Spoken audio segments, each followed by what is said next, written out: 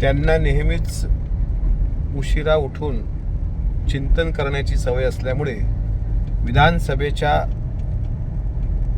स्वतःच्याच घरातील दारुण पराभवानंतरच्या 1.5 महिन्याच्या कालावधीनंतर आज राष्ट्रवादीच्या 42 जागा कशा आल्या हा शॉक त्यांना 1.5 महिन्यानंतर बसलाय।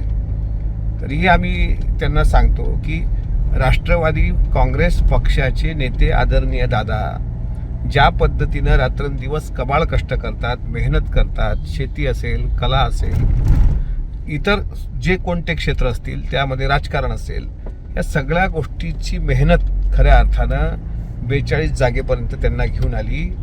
मात्र आपल्या सुपुत्रांचा दारुण पराभव का झाला आणि आपल्या जागा का निवडून आल्या नाहीत यावर त्यांनी भाष्य करावं आणि त्याकरता अजितदादांसारखं पहाटे 5 वाजतापासून मला असं वाटतं त्यांनी कामाला लागलं पाहिजे।